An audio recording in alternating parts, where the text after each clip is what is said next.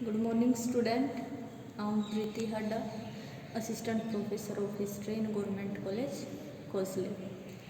तो पिछले 2 लेक्चर में हमने पढ़ा था हड़प्पा सभ्यता के बारे में कि कैसे हड़प्पा सभ्यता अस्तित्व में आई, भारत को एक गौरवपूर्ण इतिहास मिला, किन किन नामों से उसको जाना जाता है, इसको विकसित करने वाले लोग कहाँ से थे, बाहर से थे या भारत के ही लोग रहे हैं जिन्होंने इस सभ्यता को क्या है प्रारंभ किया, विकसित किया। इतना हमने पढ़ लिया था। अब हम आगे बढ़ते हैं और करते हैं इसका विस्तार क्षेत्र कि कहाँ कहाँ पर यह सभ्यता फैली हुई थी। तो मुख्य रूप से 3 देशों में यह सभ्यता क्या है फैली हुई थी, भारत, पाकिस्तान और अफ़गानिस्तान। हालांकि अफ़गानिस्तान में इसका ज़्यादा विस्तार नहीं हुआ क्योंकि इसके ज़्यादा क्षेत्र अफ़गानिस्तान में नहीं मिलते, केवल 2 ही क्षेत्र मिलते हैं, मुंडीगाक और सोर्तुगुई। ये 2 ही क्षेत्र मिलते हैं, जिसमें से सोर्तुगुई जो स्थल है वहाँ से नहरों के प्रमाण मिले हैं। पाकिस्तान में काफ़ी संख्या में इसके स्थल मिले हैं, ऐसे ही भारत में भी काफ़ी संख्या में इसके स्थल मिले हैं। तीनों देशों को मिलाकर अगर इसके क्षेत्रफल की बात की जाए, विस्तार क्षेत्र की बात की जाए, तो 20 लाख वर्ग मील क्षेत्र में यह सभ्यता क्या है फैली हुई थी। इस सभ्यता में जो स्थल मिले हैं उनको 3 भागों में बांटकर अध्ययन किया जाता है। प्राक हड़प्पा स्थल, वे स्थल जिनसे मिलने वाले अवशेष विकसित हड़प्पा स्थलों से पहले के हैं। दूसरा हड़प्पा कालीन स्थल, वे स्थल जहाँ से हड़प्पा सभ्यता के पूर्ण विकसित रूप के अवशेष मिलते हैं। और तीसरा है हड़प्पोत्तर स्थल, वे स्थल जहाँ से हड़प्पा सभ्यता के पतन के अवशेष मिलते हैं, यानी कि पतनावस्था में जो अवशेष मिले हैं हड़प्पा सभ्यता के वो इन 2 स्थलों से प्रमुख रूप से मिलते हैं। तो सबसे पहले हम करते हैं प्राक हड़प्पा स्थल। ऐसे स्थल जो ग्रामीण संस्कृति की ओर इशारा करते हैं, यानी कि इनसे मिलने वाले जो अवशेष हैं वो हड़प्पा सभ्यता के पूर्व भी विद्यमान रहे हैं। इनमें प्रमुख स्थल आते हैं मुंडीगाक, किले गुल मोहम्मद, कूली, मेहरगढ़, राखीगढ़ी, अंजीरा, स्याहदम, पीराकदम, कोटदीची, ये क्या है प्रमुख आते हैं जहाँ पर हड़प्पा सभ्यता से पूर्व के अवशेष भी मिलते हैं। दूसरा आता है हड़प्पा कालीन स्थल, वे स्थल जहाँ से पूर्ण विकसित हड़प्पा के अवशेष मिलते हैं। इसमें हड़प्पा, मोहनजोदड़ो, बनावली, भगवानपुरा, सुतकातुर, सुतकागेंडोर, चहुदंडो, कुंतासी, लोथल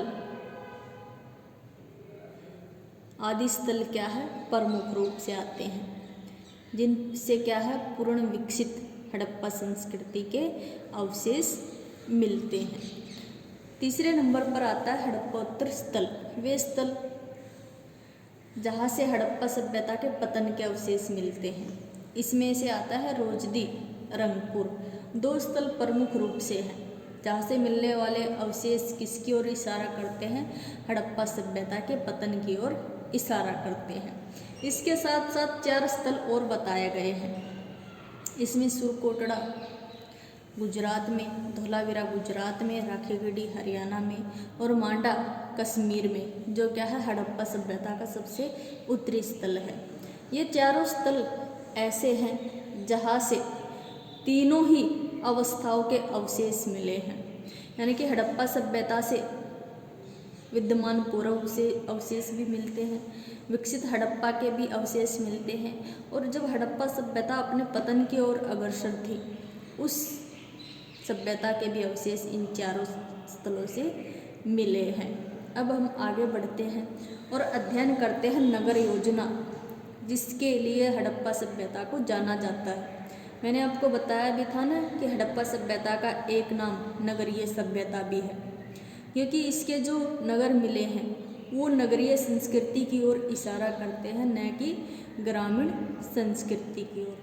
तो अगर बात की जाए हड़प्पा सभ्यता की नगर योजना की, तो जाल की तरह व्यवस्थित नगर थे, यानी कि इनको एक तरह से क्या कह सकते हैं हम, वैज्ञानिक ढंग से बसाया गया था, जहाँ पर क्या है हर बात का ध्यान रखा गया था। जैसे सड़कें हैं, सड़कें क्या थी, एक दूसरे को समकोण पर काटती थी, और एक दूसरे को समकोण पर काटने के कारण पूरा स्थल क्या है कई भागों में बटा हुआ दिखाई देता था व्यवस्थित रूप से, जिसको क्या है अच्छी तरह से प्रशासित करना आसान हो जाता था।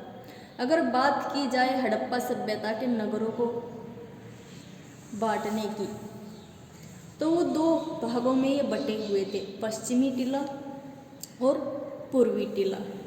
पश्चिमी टीला क्या था, थोड़ी ऊंचाई पर स्थित होता था, छोटा होता था। इस टीले पर किला या दुर्ग जो है वो स्थित होता था। एक सुरक्षा दीवार से क्या है घिरा होता था, जिसमें महत्वपूर्ण प्रशासनिक, सार्वजनिक और अन्नागार भवन जो थे वो शामिल किए गए थे। यानी कि जो महत्वपूर्ण प्रशासनिक भवन होते थे, सार्वजनिक भवन होते थे, अन्नागार जहाँ पर क्या है अनाज को इकट्ठा किया जाता था, उन भवनों को क्या है पश्चिमी टीले में ही बनाया जाता था, और उनको सुरक्षा दीवार से क्या है घेर दिया जाता था।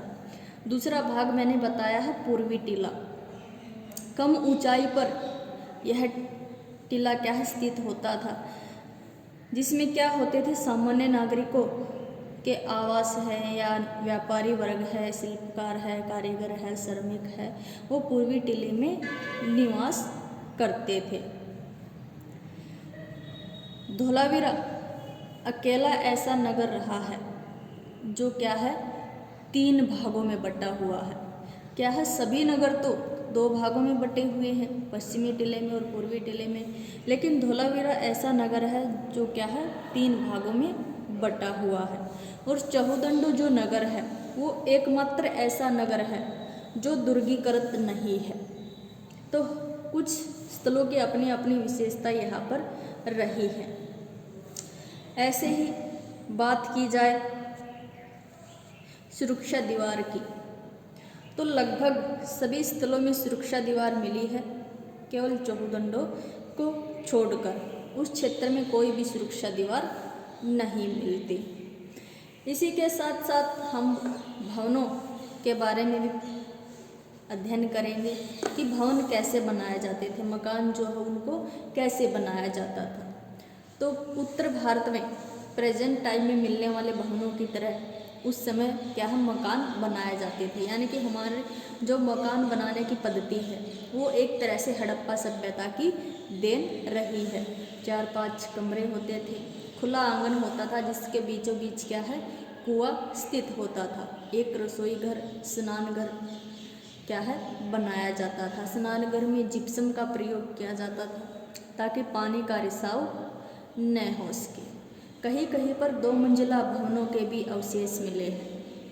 कैसे मिले हैं? कुछ स्थलों की खुदाई से सीढ़ियों के अवशेष मिलते हैं, जिनसे यह पता चलता है कि उस समय भी हड़प्पा सभ्यता का जो समय रहा उस समय भी क्या है 2 मंजिले भवन बनाए जाते थे। भवनों को बनाने में सामान्यतः पक्की ईंटों का प्रयोग किया जाता था, यहाँ तक कि नालियों को बनाने में भी क्या है पक्की ईंटों का प्रयोग किया जाता था। घरों के जो दरवाजे हैं, खिड़कियां हैं, वो मुख्य सड़कों की तरफ न खुलकर गलियों में खुलते थे। शायद अतिक्रमण से बचने के लिए ऐसा किया गया था, या धूल मिट्टी से घर को बचाने के लिए, घर के अंदर धूल मिट्टी कम जाए, इस कारण भी ऐसा किया गया था। कुछ भवनों के दीवारों पर क्या है प्लास्टर के भी साक्ष्य मिले हैं। भवनों को बनाने के लिए जिन ईंटों का प्रयोग किया जाता था वो ईंटें 4:2:1 में मिली है, यानी कि 4:2:1 का अनुपात उनमें रखा गया था। घरों का पानी मोरियों द्वारा मुख्य सड़क पर लाया जाता था, जहाँ पर क्या है बड़ी बड़ी नालियाँ बनी हुई थी, और इन नालियों में बीच बीच में मैन होल बने हुए थे, जहाँ पर नालियों में आने वाला कूड़ा कचरा क्या है इकट्ठा हो जाता था, जिसको बाद में क्या है साफ केयर दिया जाता था। इससे क्या है, नालियाँ रुकती नहीं थी। सभी नालियों का पानी नगर के बाहर एक बड़े नाले में डाला जाता था, जिससे सड़कों पर पानी का भराव नहीं होता था। किसी भी दूसरी सभ्यता में, जो दूसरी कांस्ययुगीन सभ्यता रही है, जैसे मिस्र की सभ्यता है, सुमेरियन सभ्यता है, इन दोनों ही सभ्यताओं में इतनी स्वास्थ्य और सफाई के कोई भी प्रमाण नहीं मिलते। जैसे सीवरेज व्यवस्था है, या घरों को बनाने का जो तरीका है, या सड़कें जो एक दूसरे को समकोण पर काटती हैं, पक्की सड़कें हैं, घरों को बनाने में पक्की ईंटों का प्रयोग है, ये क्या है, ये सिर्फ हड़प्पा सभ्यता में ही मिलती है, किसी और कांस्ययुगीन सभ्यता में नहीं मिलती।